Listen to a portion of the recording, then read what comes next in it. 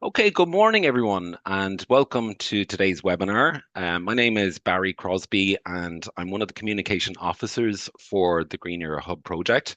I'm delighted to be chairing the session this morning as part of our new career pathways for PhDs and early career researchers. Before we begin, I'd like to briefly introduce the Green Era Hub. The Green Era Hub officially began in September 2022 as a coordination and support action funded by the European Commission under the Horizon Europe programme. Today, the Green Era Hub represents a network of 15 EU ERNets, co-funds, and self-sustained initiatives active across the agri-food and biotechnology sectors. And together we work to strengthen collaboration, share knowledge, and support research and innovation across Europe. Now, many of you will be familiar with our Breakfast Club series, which we launched in October 2023. And since then, we've had five very successful thematic series covering circularity in agriculture, biotechnology to advance sustainable solutions for the bioeconomy, sustainable food systems. We've had precision agricultural technologies for a sustainable future, as well as plant health and protection.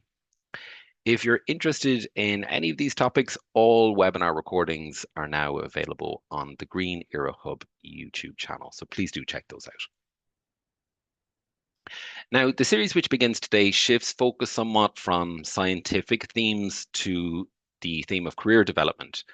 And the idea behind the series is to explore what lies beyond the lab, to highlight the wide range of career pathways available to science PhDs and early career researchers, and to provide a real grounded insight from professionals who have successfully navigated transitions across academia, industry, policy, and civil society. So today I'm very pleased to welcome our first guest speaker, Dr. Elisa Garcia Garcia, Project Officer at the Spanish Foundation for Science and Technology in Madrid, Spain. Elisa's career is a powerful example of how a scientific background can grow into impactful work in researcher development, science policy, and strategic support for research careers. Trained originally as a molecular scientist, Elisa has gained extensive international experience across leading institutions in the UK, the US, and Germany. These environments not only strengthened her scientific expertise, but also shaped her deep appreciation for the importance of supportive research cultures, places where high quality training, peer interaction, and a healthy academic environment truly matters for early career researchers. Over the years, Elisa has been consistently committed to developing talent within academic institutions. Early in her journey, in fact, she actively advocated for better working and training conditions for young researchers, and that dedication has carried through to her current work at EPCYT, where she leads and contributes to national and European initiatives that support researcher career development. She plays a key role within the Euraxis network, representing Spain in major European forums on human resources in research, and has contributed to initiatives such as the Rebecca Monitoring Programme, Rebecca Practice, and the Researcher's Career Beyond Academia platform. Today, through career counselling workshops, programme design, and international collaboration, she helps researchers and institutions create environments that support mobility, innovation, and long-term career growth. Elisa's transition from the bench to the broader landscape of science policy and talent development offers, we think, a rich and insightful perspective for anyone exploring what might lie beyond traditional academic pathways. Her talk this morning, entitled Beyond the Lab From Biomedical Research to Specialist in Career Development and Policy Innovation, will guide us through her journey and highlight the lessons she has learned along the way. If you have a question for Elisa at any point, please do feel free to submit your question through the Q&A and chat function, which is enabled for everyone. So thank you all very much for joining us today. And I think with that, it's my pleasure to hand over to Elisa for her talk. Thank you very much. Thank you so much for the very nice introduction, and thank you so much for for inviting me to this breakfast class of the Green Era Hub. It is a pleasure actually, and it's really difficult for me to talk about my career because I usually introduce others to talk about their careers. So I'm gonna try my best, try to fit in the time because it's very difficult to put all the steps one after the other one to talk about one journey. Um, and let's see, and inspire people. I would try not to also seems like Mr. Wonderful giving tips and so all and all, and doing all these kind of things. But let's see how it works. For that, I'm gonna start sharing my screen, a little bit presentation to help me uh, guide myself and you what I'm talking about. Let's see if all of you can see it. Now in presentation mode. Yeah, I hope it's okay. So yeah, this talk is about beyond the lab, from medical research to specialists in talent development, and career development, and also in policy regarding the human resources in science.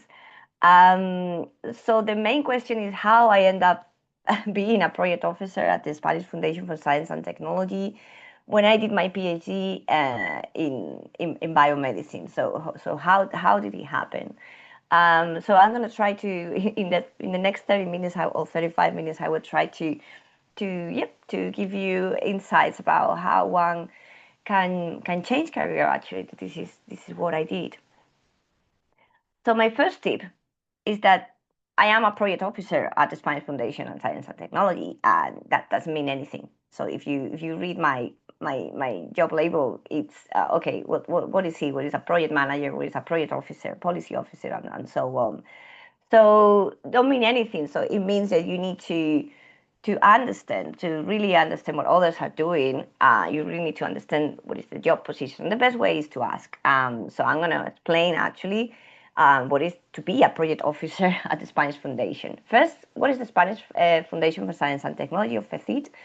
It's a public foundation dependent on the Ministry of Science here in Spain, that its main purpose is to promote the public and social value of science and innovation. So within the mission, we also have the global dimension, so the internationalization of the Spanish research system. And here is this is our main objectives. And what is the global science? Like I said, the internationalization of our research systems, but also we have transversal dimensions. And one of them is science careers. And this is what I do most of my job, with the purpose of the internationalization of the scientists, so basically international mobility, but also their career development. Um, if you see the organigram of the foundation, unfortunately it's in Spanish, but here is where I am in the unit of career in science under the direction of the international department. Um, so what is exactly what I do? And this is probably where you get a grasp of actually what it means my job. It's first, I have like four different, I would say, packages of tasks and responsibilities. One of the first one that I am starting to do less and less because we are training people here at the facility, and we have a team, and we are a team now, is that training facilitators. So I do a lot of training, mainly on career planning, but also on the career academic for Spain, also mentoring skills, leadership skills, and so on. We also supervise, coordinate, and implement a mentoring program called Rebecca, Research Vision Academia. We also develop tools and resources for career development and mobility. So this is one of my main tasks. Like I'm saying, I'm starting to not do so much this because I'm managing now people. Then another big chunk is the coordination of the Your Access Spanish network. What it is, Your Access actually is an initiative that it cross actually what I'm doing. That is work on international mobility and the career development of research. And this is why I am here. Is the coordination is at FECIT for many years, for more than 20 now. And now I'm the coordinator.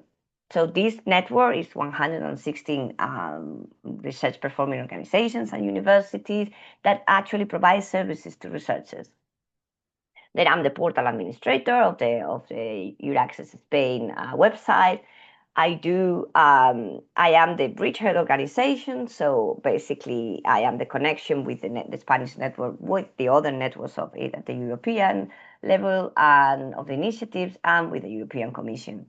And then I promote and support this HRS4R, the Human Resources Strategy Excellence in Award. So, so then another big part of of what I'm doing now, I'm recently doing actually, is that I am in charge of monitoring and reporting the unit. I liaison with all the departments within FACIT because we have financial, legal departments, and so on. So so that's kind of responsible. You need to liaison with all of these departments, and then I manage the team as well, which is actually quite recent and it's not easy. then. Then, of course, because we are dependent on the Ministry of Science, and this is a part of policy, they delegate on us, on FECIN, and another implement. I mean, another intermediaries in the Spanish system. They delegate the representation of the European research agenda policy actions. So I am the delegate and the policy action regarding the research careers and also research managers' careers. So many of my work now is also reporting to the Ministry of Science, Innovation, and Universities, what's going on in Spain, and also the at the European level, and try to align both policies. I mean, at the European one and the Spanish one. So what I like a lot about my job is that it's non-repetitive.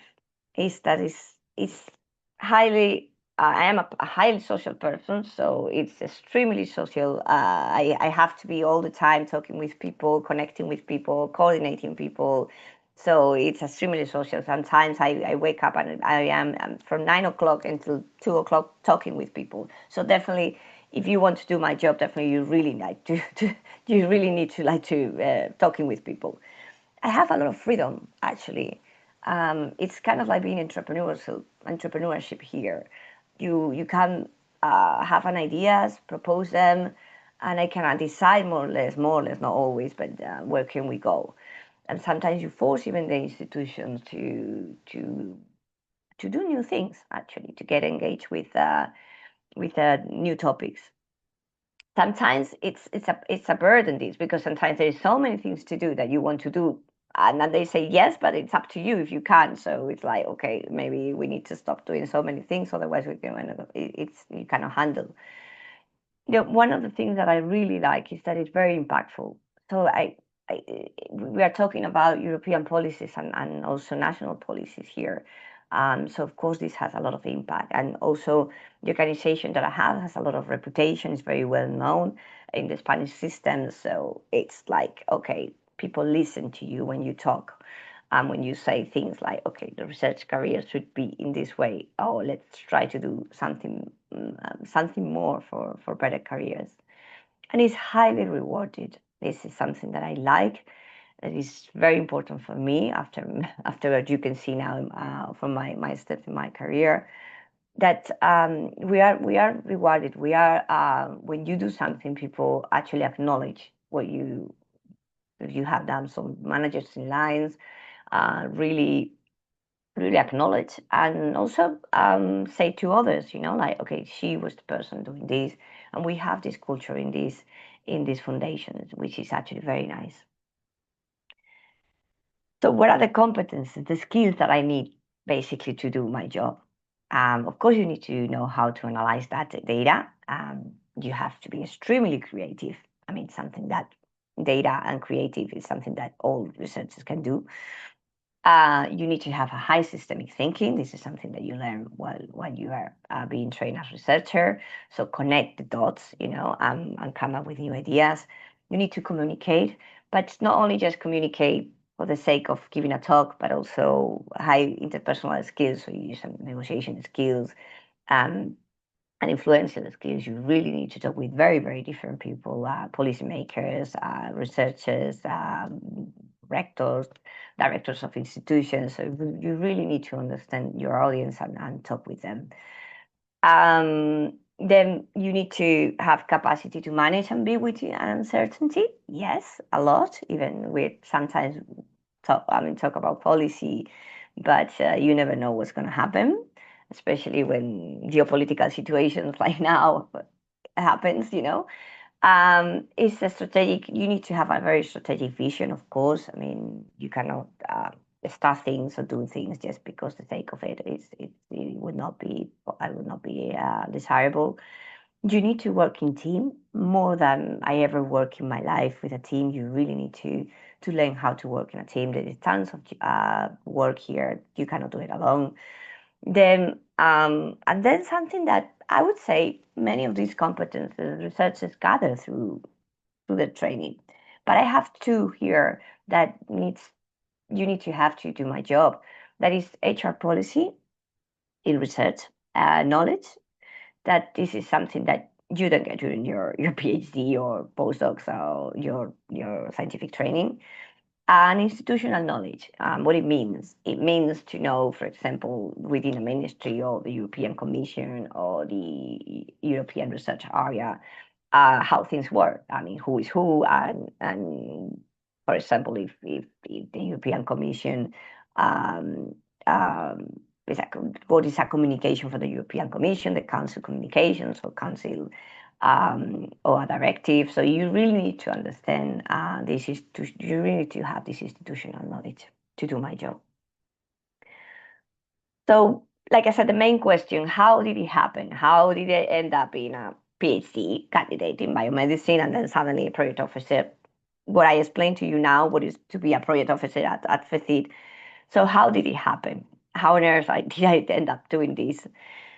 So the first thing when I start to is why did I do a PhD? I mean, in the first place, because it seems like, yeah, okay, competences that I gathered during my PhD are very important out to do my job, but I could gather in another training setting, so in another doing maybe master in policy analysis or things like that. So many times I ask myself, why did I do a PhD? And actually, this is a question it's another tip that I give you is sometimes stop and reflect and understand your decisions. It's like, why do you do this something? Because that will actually give you an idea of what you like, what interests you, and also how you evolve during your career journey and during your life. Because we change, so you need to be kind of aware of these changes too and why you decide something. And maybe sometimes you don't decide, you just take the opportunity, you did it, and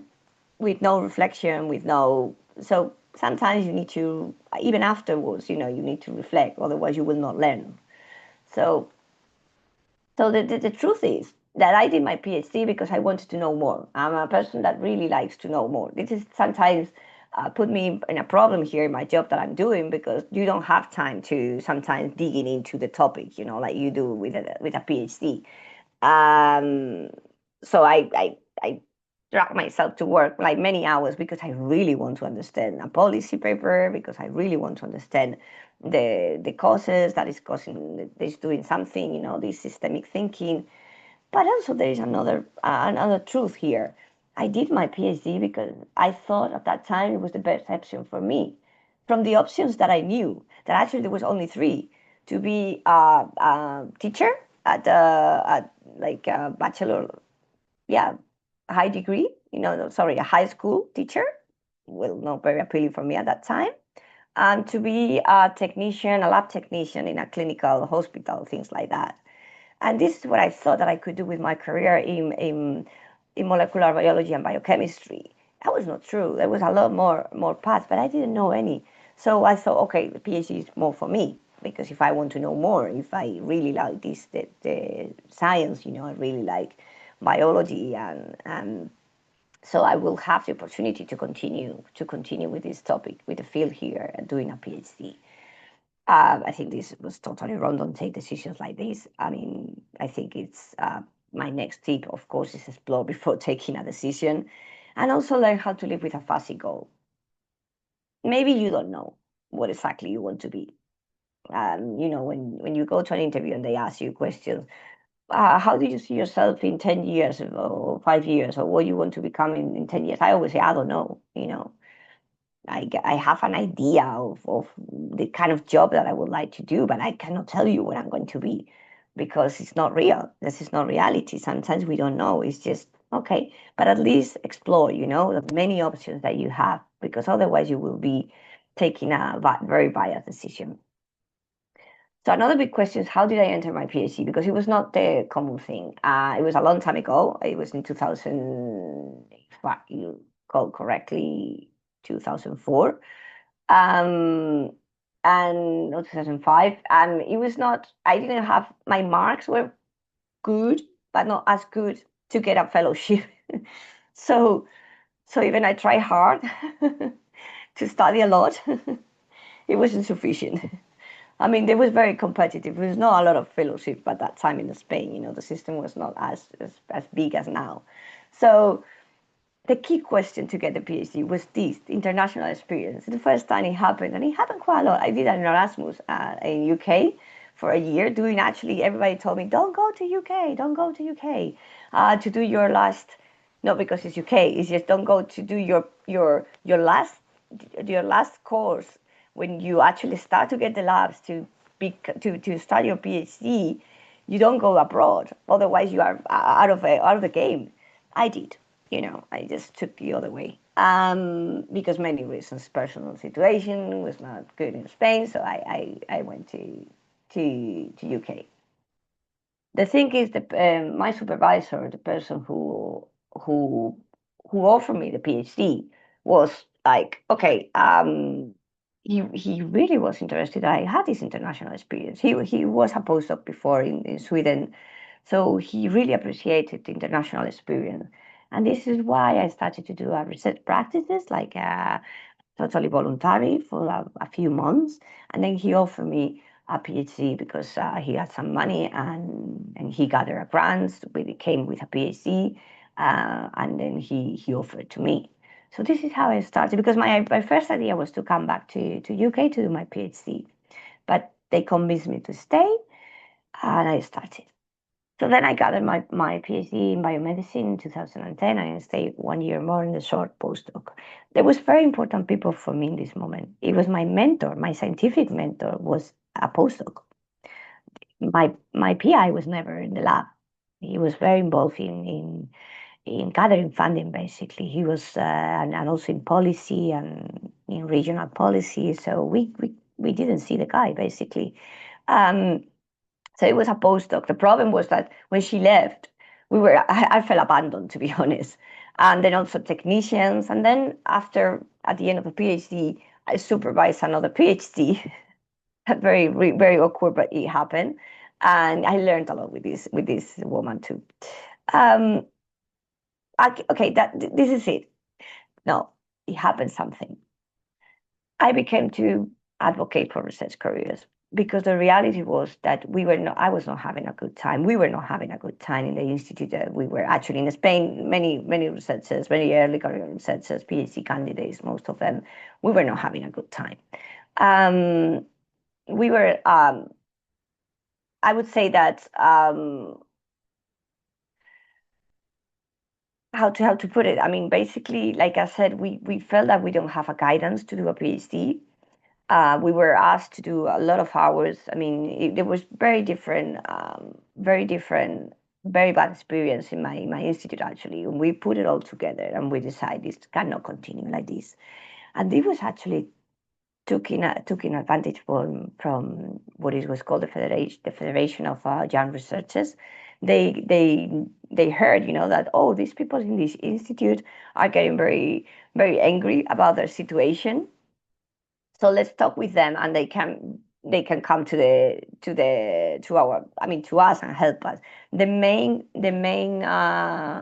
um, yeah, but the federation for this federation, actually their main goal was to become to the end of the studentships, the end of the scholarships, and the researchers can become all researchers, including PhD candidates, could be considered professionals. It took 10 years basically to manage that. And I was there. I was working for this federation for 2 years of my PhD. meeting with a lot of politicians, meeting with a lot of policy officers here in Spain, really understanding how this institutional knowledge, how the law. So I basically continued reading my papers, but at the same time, I was reading law to really understand, what is actually the framework in of our research careers here in Spain, which there was none by that time. Um, and at the same time, I became the representative of the PhD candidates at the university, which actually I learned a lot about how the universities work, how the decisions are taken, and so on.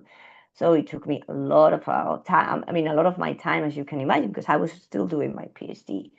Um, and yeah, like I said, and also I gathered a lot of knowledge um, of, uh, of human resources in science. Um, yeah, so by the end, when I finished, to do my PhD, because obviously the funding was finishing, and I had to finish. Then I stayed for a very short time, a year, doing a postdoc.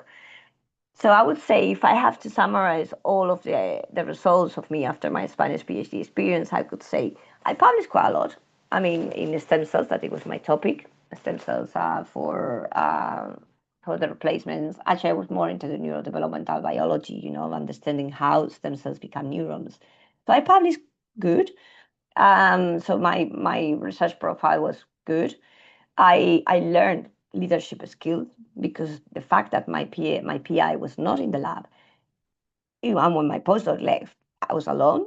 The good thing is we were very well funded, a lab very well funded. So, but I have to push, team of technicians, and this is why I also supervised a PhD that it was acknowledged by my PI, because okay, we need to do something, and we need to continue with our ideas and scientific performance. Then I became very independent in terms of ideas, because I was alone, so I had to come up with my ideas, and thanks to my postdoc, when she was in the lab, she actually encouraged me to test my ideas, to design experiments, and to do so on. And then, of course, I always have to appreciate my friends, the many friends that I keep. I keep all of many of them from this PhD experience. But no, when I finished, I wasn't feeling like that. At least now that I tell you, a lot of years afterwards, that I can tell you this. But the reality, this is how I felt. I felt exhausted, because I was working like 10 hours in the lab, and then obviously the advocating part was taking a lot. I mean, and it was very tough meetings sometimes, even within the association. It was tough. Um, and I felt also very angry, extremely angry. It's like, how our situations is like this, how I am like this. It shouldn't be like that. I am learning a lot, but it shouldn't be like that. So how did I get my first postdoc at Mount Sinai? And it only lasts for 3 months, actually. Next tip, do not take a decision when you're angry. That's not a very good idea, or exhausted either. It's better to take a stock. If I realize all of the competencies, how a scientist, an independent scientist I was becoming, even when I was doing my PhD, this would be very different. Actually, I changed field just because I was angry with my PI, basically, which is insane. Um, so how did I get my first postdoc?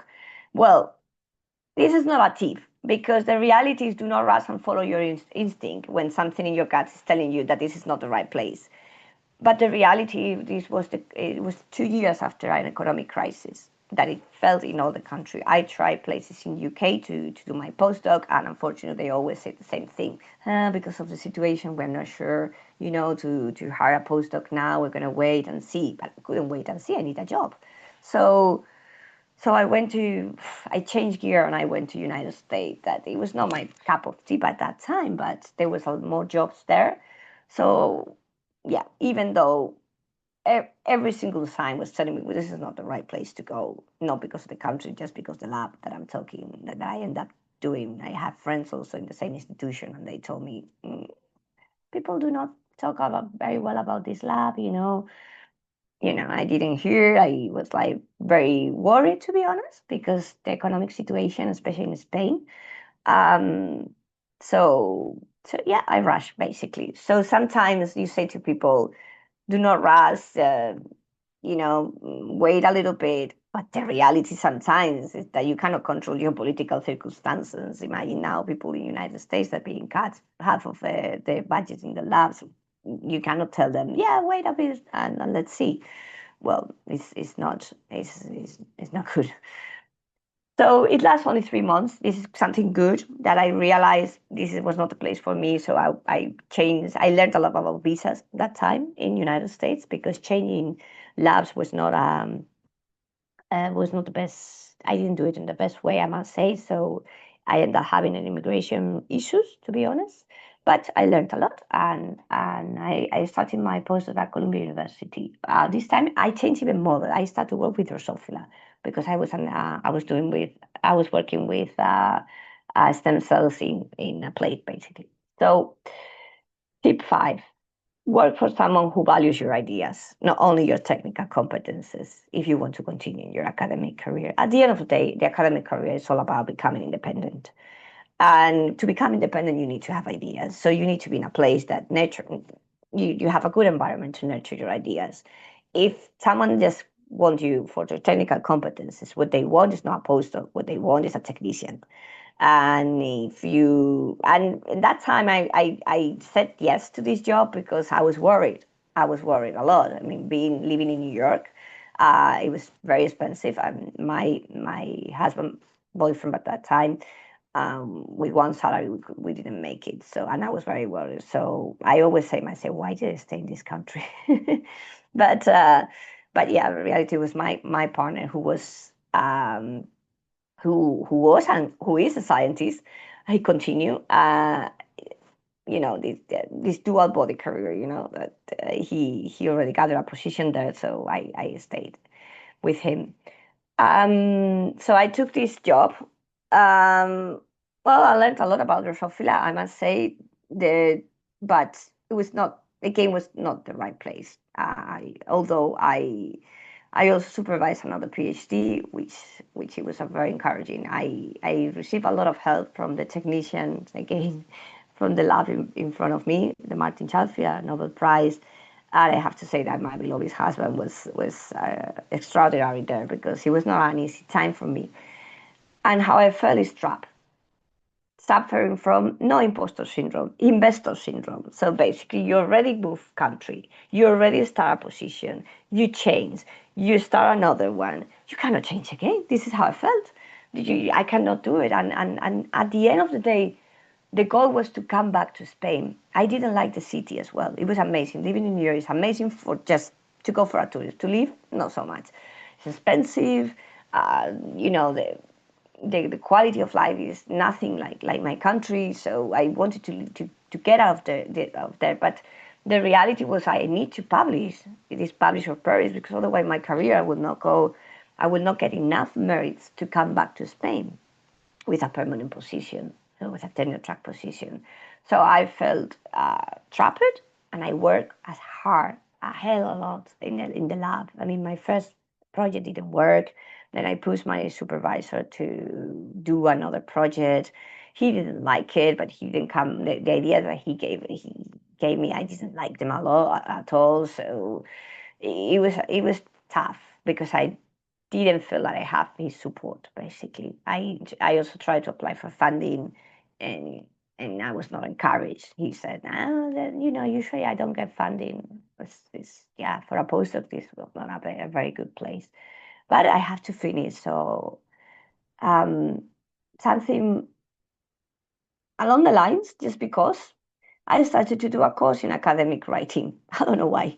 I felt, I always like to write. Why not? This is free at Columbia University, to have a literature and academic writing. Why not?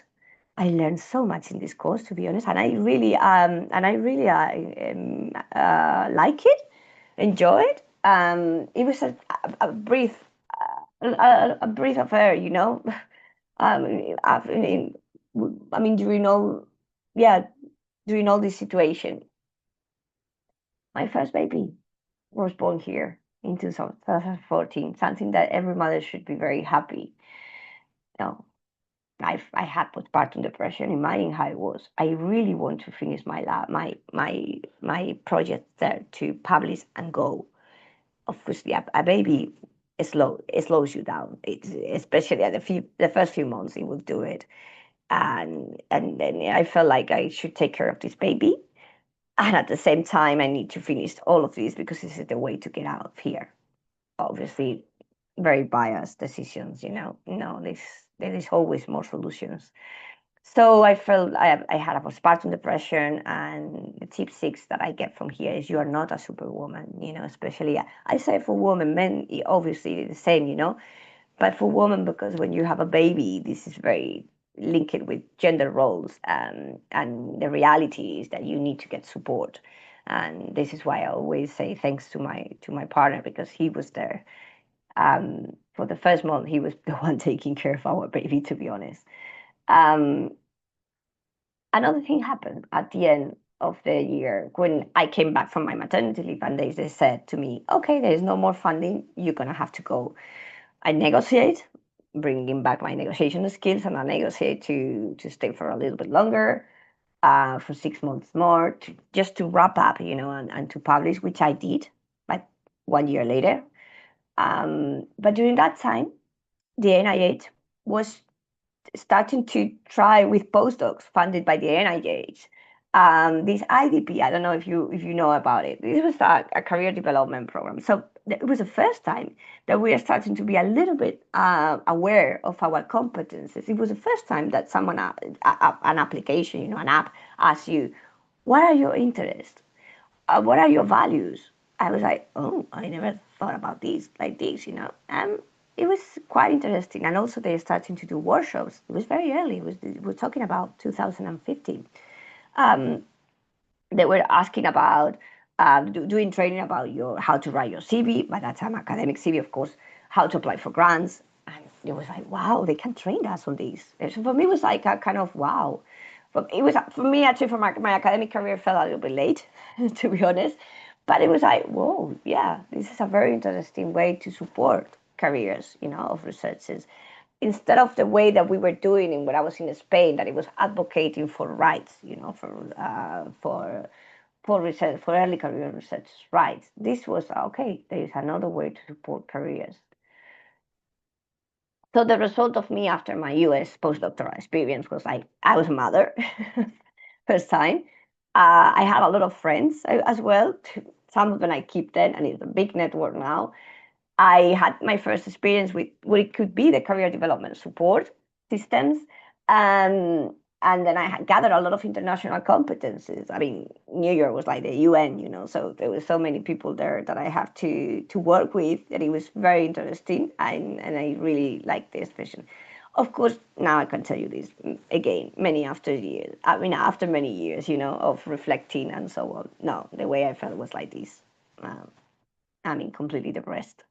Actually, I was had clinical depression. So I was diagnosed with clinical depression. And this is how I came back to Spain, which I stayed for 6 months because, again, the economic situation was not brilliant for the scientific system. So there was no jobs. So my husband and I, with a baby, decide to move again. And this is when we went to Germany. Why? I didn't decide to go to Germany. It was my husband because I was not in a position to make any decision. I was just basically dragging to, okay, whatever, here, Germany, fine. So we ended up in Cologne. My husband started to work for the Max Planck Institute in metabolism. And I was neurodevelopmental biology, and Cologne was the city of aging. So completely. So there was super difficult to find a position there, a postdoc position for me. I was offered a position, but in Dresden, in Munich. But I had a baby, 1 year old. I mean, how can I go? And it was very complicated to do this decision. So I decided to stay. After a few postdoc application and a Marie Curie, that I nearly get it, and the person and the supervisor told me, okay, let's try again next year. But it was too much for me. It was I couldn't handle these neglections, somehow.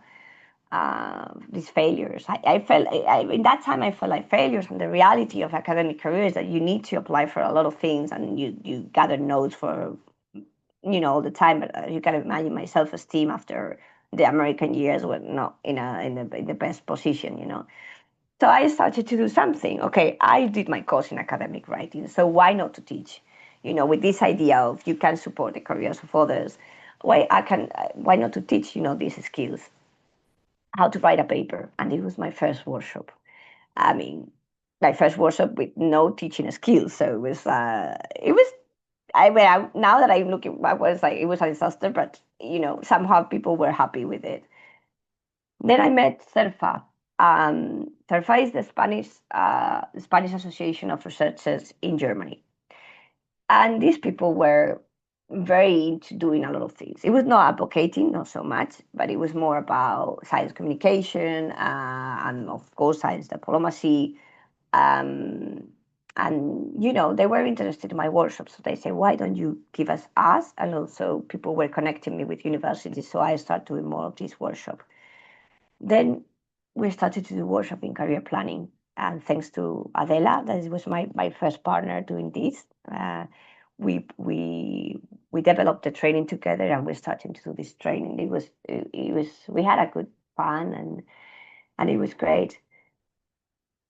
So my next tip is do not get stuck and try new things.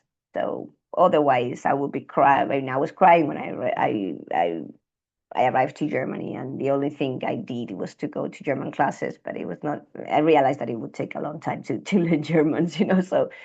So I decided to start new things like the workshop, and joined CERFA was also a game changer. My next tip is also surrounded by people who motivate you, who encourage you to do things, and this was also CERFA for me and Adela especially. Um, yeah, then I get my position as a postdoc coordinator in the Max Planck Institute for uh, plant breeding research. It was the first postdoc position in the whole Max Planck Institute. I mean, the whole Max Planck Society. There was no postdocs coordinator. There were PhD coordinators, but no postdocs. I knew how to develop a career program, I mean, career support program. This actually was my interview. Like, how you gonna, what are you gonna do? And from all what I learned in United States, the teaching, obviously the training, they like it a lot that I could actually provide training, not only as a coordinator, but I could provide training. I did my homework, and I researched very well what was the issues with the postdoc in the Max Planck Society before I went to the interview. So I knew I have some ideas of what to propose, to improve the situation. And yeah, I got the position, and I stayed there for 3 years. It was a great experience. I had a lot of time. I must say, as a negative part, is that every time I had to say to my directors, we're going to do this, I would have to say, this is not rocket science, because they were researchers, and sometimes they didn't understand why we're doing, like, courses in career planning, mental health, and so on. They was like, why are you doing that? It's like, okay, this is not rocket science, but someone has to do it, otherwise your posters are not going to be very happy here. Um, so then another game changer, this TIAGI course. I learned how to become a training facilitator to improve my skills in training. This helped me a lot, and still doing it, because every time I had to do training, or every time I have to um, do dynamics, with groups, even with policymakers, I use these techniques. So it's been great. My second baby. This time, a very different experience from the one I experienced before in the United States. Happy baby. By that time, Tigas, I was in maternity leave at that time. Tigas called me and offered me to be an expert, a panelist, evaluator in the COFAM, Maria Curie Action COFAM that they had, but as a career development expert. It was the first time, and I found it so exciting. Like, the idea was like, wait, this is quite good. I mean, you always call researchers, and then suddenly there is a career development expert here, and they calling me. I felt like, wow, flourish. About this situation. Funny enough, when I applied for my next job, they asked me for European project experience, and this is the only line that I could put. So I managed to get this position, the current one I have, because of this experience, which everybody told me, don't do it. Don't do it. We are in maternity leave. You're crazy. How are you going to do this? I mean, the baby had 6 months. He was happy. Why not? So I did it. I took the challenge. Then I became also the member of Equality Opportunity in the Max Planck Society, which lasted not very long, but it was an honor, to be honest.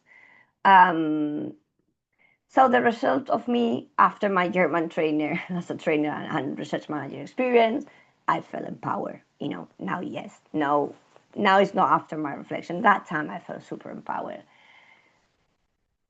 So then it came a challenge. I got at the position of the lead, but my husband was still in Germany. He needed to finish as a postdoc. He needed to finish. I took my two babies. I came back to Spain. He was in Germany. He was traveling a lot, but I took the challenge. It's like now, yes, now I can something that I couldn't do it like years ago, but now I can. Of course, my family was also in Madrid, so I was more. So I felt more supported. So well, something happened because when I arrived to Petit, I started to do the mentoring program, the training, and something happens. It was that in front of me came a document that Petit is publishing every year. It's called the Career Path in Spain, and in this document it draws a path, a career path. And then I said to my supervisor here, my manager and I, no supervisor anymore. I said, "This is bullshit. This is a lie. You're lying to people. You cannot say that." And they acknowledged and said, that, "Yeah, you're right, but we don't know how to do it better." And I said, "I know, because by that time, the law that we managed to influence when I was a research advocate was already under revision. 10 years later, I came back in my desk again with the same law, trying to interpret it in a graphic to explain the career path in Spain. And this was a game changer within my institution, because then suddenly they realized that I'm probably the most knowledgeable person here in FECID that knows about careers, the law in Spain, because of my experience during the first years of my PhD. It was I couldn't believe it. It's like again in front of this law, you know.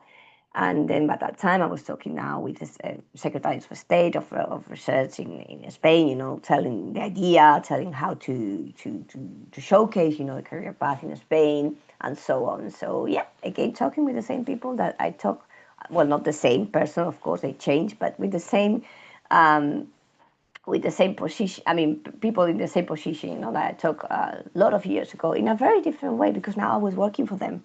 They are my bosses. I was not fighting against them that I did a lot of years ago. So my next tip is, and the last one is, if you have a good idea, trust in yourself and pitch it. And this is what I did, and this is how I end up now representing Spain in the European forums about research careers. So I always felt like I have two careers. One, my scientific career, PhD, postdoc. Postdoc, I never end up having a supervision. I mean, a PI. I never made it. You could tell why. Decisions that were not like the best ones to do it. Neither the support that I have. I never had a mentor, apart from my first scientific mentor, but I never had a mentor who told me how the career works, was expected for you, because I was a very independent at the very, very beginning, but I felt so exhausted that I took the wrong decisions. Then I had this other one, more into the career researchers, I mean, the careers of researchers, and the support for career development. That obviously this is why I'm doing it, and I'm super happy. So I hope with all of these tips, I try to explain to you, like, how to trust in yourself, how to acknowledge, that sometimes you have not very good circumstances that you cannot control, but at least be aware of what you control and be aware about your superpowers, about your competencies, and also acknowledge your accomplishment, because this is it's gonna help you to continue and to end up who knows what where. I mean, you need to embrace uncertainty and live a little bit with a fuzzy goal. But if you follow your guts, if you follow all of these tips somehow, you will end up in the right place.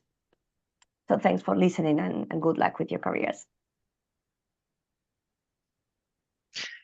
Thanks so much, Elisa, for what was, I think, a deeply personal and very engaging, thought-provoking talk. I really, really enjoyed it, and I'm sure our audience really enjoyed listening to it as well. I think you've given us quite a lot to reflect on, and especially around how researchers can recognize their strengths and kind of navigate the opportunities that are out there, as you've just described, beyond the lab. Um, we now have some time for questions, so I'd love to open up the floor to everyone joining us today. And please do feel free to pop your question for Elisa into the Q&A or the chat box function at any time, and we'll get through as many as we can before the end of the hour.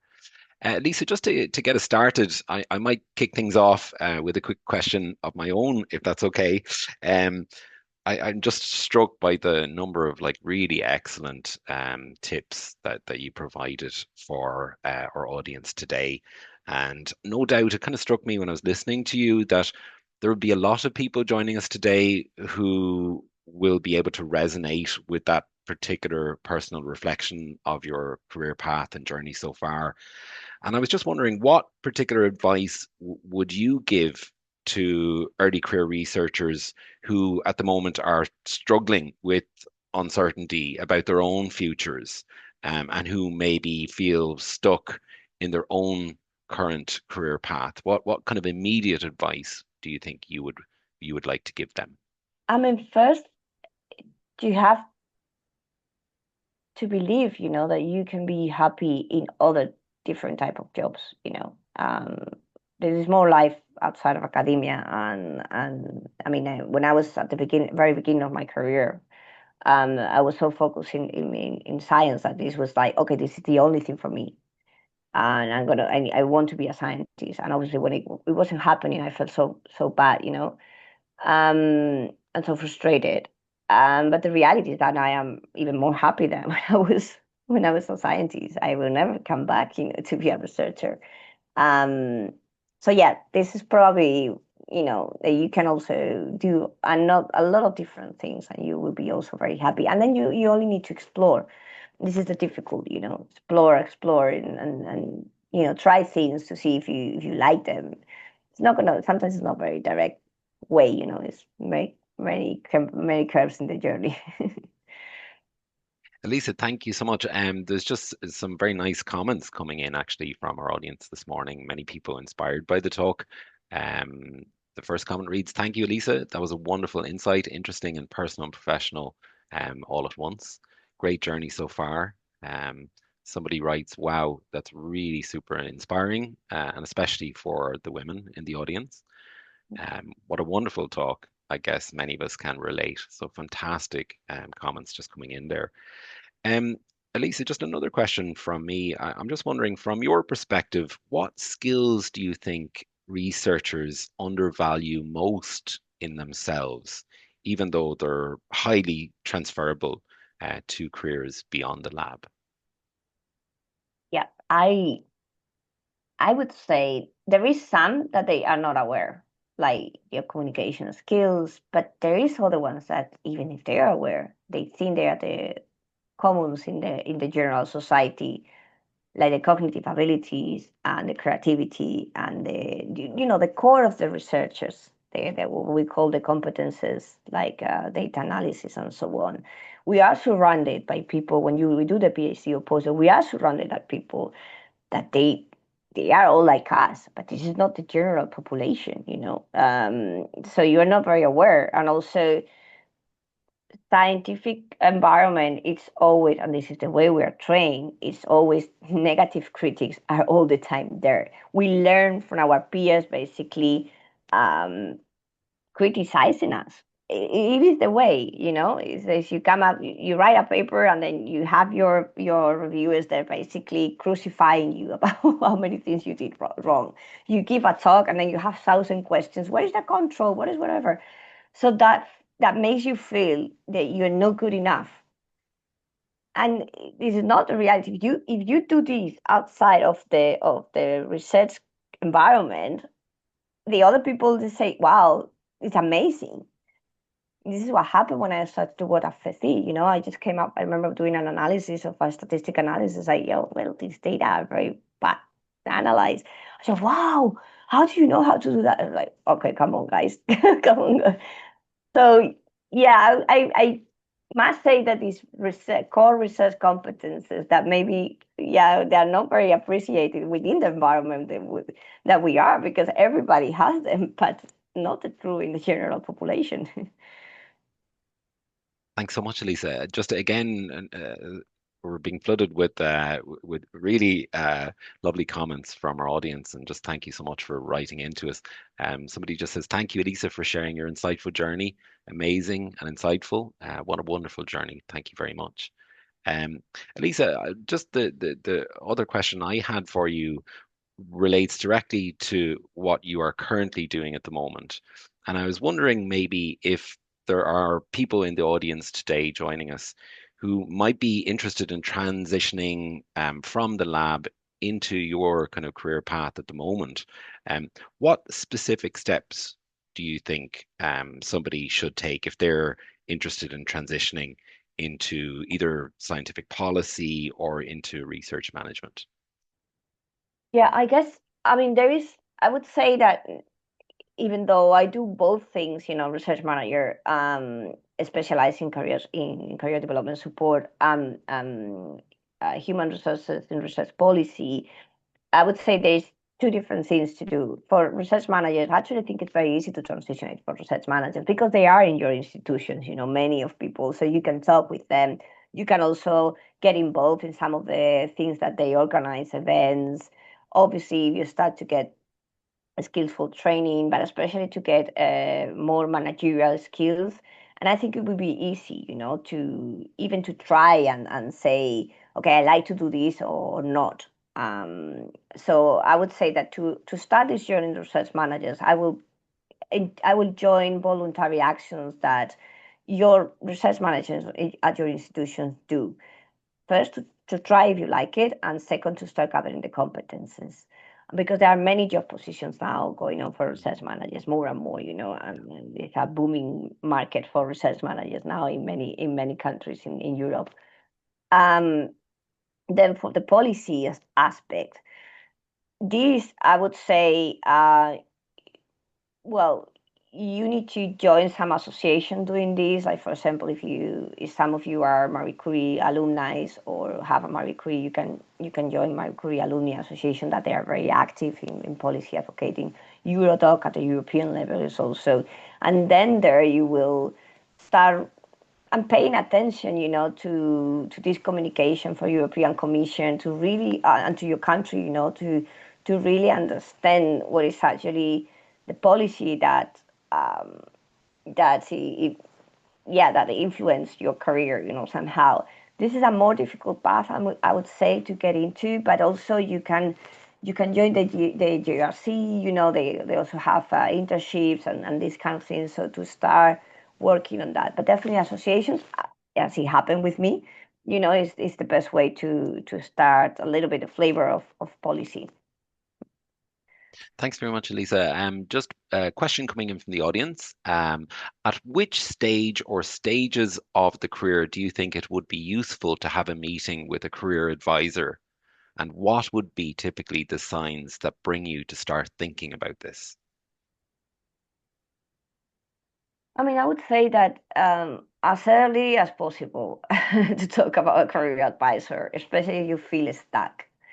When you start to feel that you don't have you, I mean, there is two different types of career advice. So just for orientation, then as soon as possible, and join events like these ones, where career when people come and talk about their careers, so you can start to have to explore. It's a way of exploring somehow, you know. So I would say for orientation, uh, at the very beginning of your PhD, it's fine, you know, once you have landed, you know, maybe a year after that, you know, your project and whatever. But you know, it's a why not to explore? Exploring doesn't mean making a decision. It's just exploring to gather more information. You know, you're a scientist. You know the number of repetitions and the end is important. You know, so it's kind of the same thing. Then if you are then there's career counseling. If you are feeling stuck, if you cannot make decisions, if you can, it's very difficult for you to see what interests you, what motivates you, then is the time to go to for a career counselor. And I would say before, never when you are very close to finish a contract, because that puts you in a position that you are not able to make this proper, I mean, decisions properly. You only focus on searching job, and to do your reflection about your career, you really need to, you know, to be aware of the pressure of finding a new job.